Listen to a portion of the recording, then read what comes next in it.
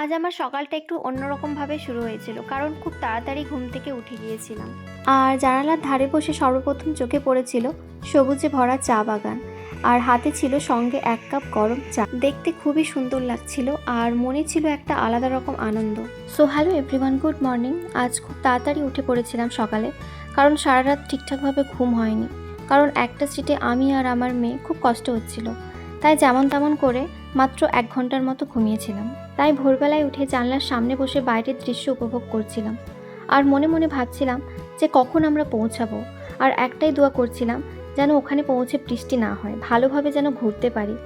তো রাত্রের দিকে হয়তো বৃষ্টি হয়েছিল, কারণ জানলায় বৃষ্টির একটু একটু ছিটা লেগে আছে, হয়তো রাত্রে বৃষ্টি হয়েছিল। কিন্তু এখন দেখতে পাচ্ছি বাইরে মোটামুটি ওয়েদারটা ঠিকঠাক আছে। তারপর দেখতে দেখতে চোখের সামনে হয়ে গেল সকাল।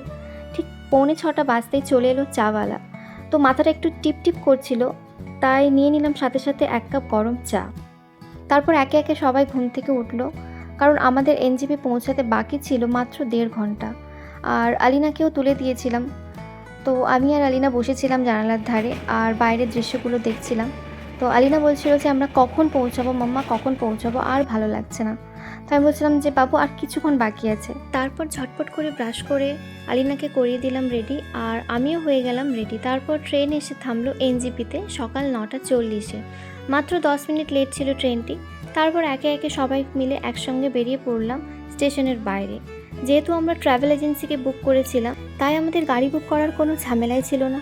স্টেশন থেকে বেরিয়ে সামনে আমাদের গাড়ি আগে থেকে দাঁড়িয়েছিল। আর স্টেশনের বাইরে বেরিয়ে ট্রেন থেকে নেমে বাচ্চাগুলো এত আনন্দ হচ্ছিল, তারা ভাবছিল যে আমরা দার্জিলিং এখনই পৌঁছে গিয়েছি।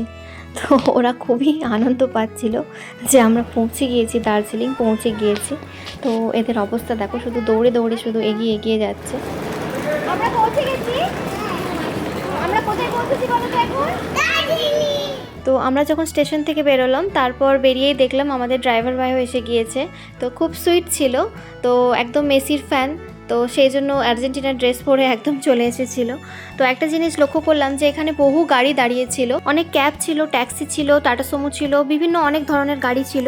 তো তোমরা যারা প্রথম নর্থ বেঙ্গল আসবে বলে ভাবছো, তো ঘাবড়ানোর কোনো দরকার নেই, কারণ এখানে অনেক শেয়ার গাড়ির অপশন তোমরা পেয়ে যাবে। একটু সামনে এগিয়ে গেলেই স্টেশন থেকে বেরিয়ে অনেক ড্রাইভার তোমাদের ডাকবে দার্জিলিং, গ্যাংটক বা নর্থ বেঙ্গলের যে কোনো জায়গায় নিয়ে যাওয়ার জন্য। তো তোমরা দরদাম করেই উঠবে, কারণ প্রাইভেট কোনো গাড়ি বুক করলে ওরা অনেক টাকা বলবে, 4,000, 3,000, 3,500, 5,000 পর্যন্তও বলতে পারে। তো তোমরা দরদাম করেই উঠবে, তবে ঘাবড়াবে না। নাহলে কোনো অটো ধরে শিলিগুড়ি বাস স্ট্যান্ডে পৌঁছবে, তো ওখানে পৌঁছে গ্যাংটক বা দার্জিলিং যাওয়ার জন্য প্রচুর গাড়ি পেয়ে যাবে। নাহলে বাসের অপশন তো আছেই। শিলিগুড়ি বাস স্ট্যান্ড থেকে আধ ঘন্টা 1 ঘন্টা ছাড়া ছাড়া অনেক প্রাইভেট বাস বা সরকারি বাস এগুলো ছাড়তে থাকে।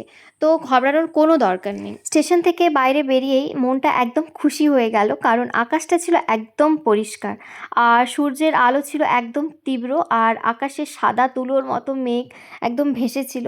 কিন্তু তেমনই ছিল একটু গরম, একদম ভ্যাপসা টাইপের গরম ছিল, আর রোদটা এতটাই মানে কড়া ছিল যে ঠিকমতো আমি তাকাতেই পাচ্ছিলাম না।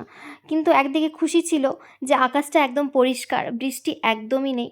কারণ যেভাবে খবরে বলছিল যে লাল সতর্কতা, হলুদ সতর্কতা, কমলা সতর্কতা, কত সতর্কতা জারি হয়েছিল, তো এখানে পৌঁছে এসে দেখলাম যে কিছুই নেই।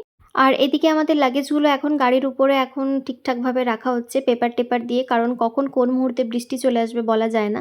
তো আকাশটা যেহেতু পরিষ্কার আছে তাও। আর তোমাদের একটা কথা বলি, জানো তো আমাদের আসার 2 দিন আগে পর্যন্ত আমরা ভাবছিলাম যে আমরা টিকিটটা ক্যান্সেল করে দেব, কারণ ওয়েদারের অবস্থাটা এত খারাপ ছিল। ওয়েদারের অবস্থাটা দেখে যে বৃষ্টি মাথায় নিয়ে যাচ্ছি, এই সময় ওখানে গিয়ে কিছু দেখতে পাবো না।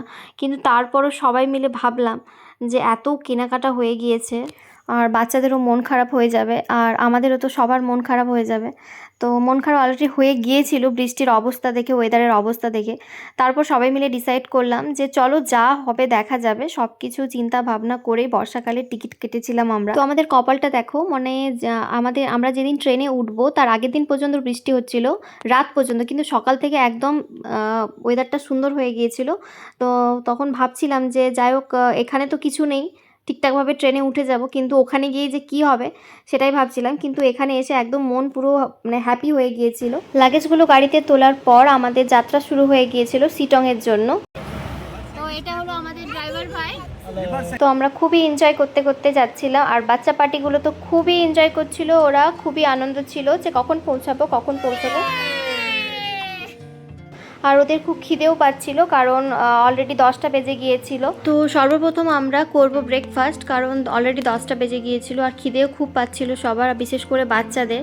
তো ব্রেকফাস্ট করার পর তারপর আমরা বেরোবো শিটংয়ের জন্য। তো সত্যি আমাদের ভাগ্যে ছিল আশা, তাই আমরা আসতে পেরেছি। আর দেখো এসে দেখি একদমই বৃষ্টি নেই।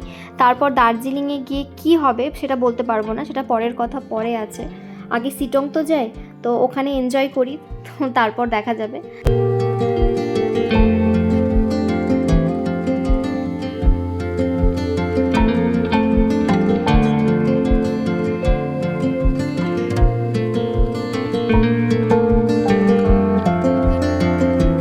রাস্তায় যেতে যেতে যখন পাহাড় প্রথম চোখে পড়লো, যেন মনের মধ্যে আলাদা রকম অনুভূতি ছিল।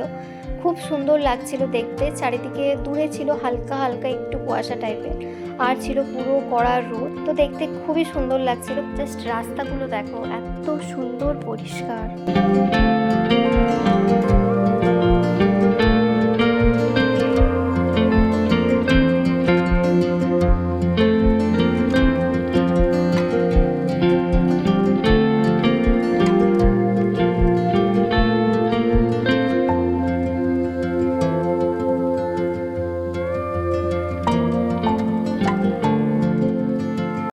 তো তারপর আমরা পৌঁছে গিয়েছিলাম হোটেলে। তো হোটেলে ঢুকেই সর্বপ্রথম আমরা ঝটপট করে খাবারগুলো অর্ডার করে দিয়েছিলাম, কারণ বাচ্চাদেরও প্রচণ্ড খিদে পেয়েছিল আর আমাদেরও। তো আমি নিয়েছিলাম সাদা রুটি, কারণ পুরি বা পরোটা আমি কিছু নিইনি, কারণ আমার গাড়িতে গেলে আমার একটু অসুবিধে হয়। আর এখনও অনেকটা লং জার্নি বাকি আছে, তাই আমি তেল জাতীয় কিছু জিনিস নিইনি। তো আমি এমনি শুকনো রুটি নিয়েছিলাম তরকারি দিয়ে, আর আলিনার জন্য নিয়েছিলাম ব্রেড বাটার, আর ওরা নিয়েছিল আলুর পরোটা। তো এখানকার খাবার আমাদের খুব একটা ভালো লাগেনি। তো মোটামুটি ছিল, কিছুটাই নুন কম ছিল, কোনোটাই ঝাল ছিল। আর এখানে তো প্রত্যেকটা জিনিসে ঝাল থাকে, সেটা তো আমাদের জানা আছে। তো তারপর আমরা বেরিয়ে পড়লাম খাওয়া দাওয়া করে শিটংয়ের জন্য। আশেপাশের দৃশ্য আর রাস্তাগুলো দেখে এত সুন্দর লাগছিল, আর সামনে কিছু কিছু পড়ছিল চোখে, বড় বড় পাহাড়গুলো। তো দেখে এত ভালো লাগছিল। তো এখনও অনেকটা পথ যেতে বাকি আছে আমাদের। তো সেগুলো কতটা আরও সুন্দর হতে পারে সেগুলো কল্পনারও বাইরে। আর আমরা যেখান থেকে যাচ্ছিলাম পাশে ছিল একটা খুব বড় রিভার, আর খুব ভালো লাগছিল দেখতে। ওখানে নেমে আমরা কিছু ফটোশ্যুটও করে নিয়েছিলাম। তো গাইস চলো টাটা বাই, আবার দেখা হচ্ছে নেক্সট ভিডিওতে। তো তোমাদের সঙ্গে শেয়ার করব বাকি ব্লগগুলো, সবই তোমাদের সঙ্গে শেয়ার করব। কিভাবে আমরা শিটং পৌঁছালাম, কিভাবে দার্জিলিং পৌঁছালাম, আমরা কি কি করলাম, সব কিছু তোমাদের সঙ্গে শেয়ার করব কিন্তু নেক্সট ভিডিওতে। চলো এখনকার মতো আসি, টাটা বাই, সঙ্গে থেকো। তো তোমরা অবশ্যই জানাবে আমার ব্লগগুলো কেমন হয়েছে।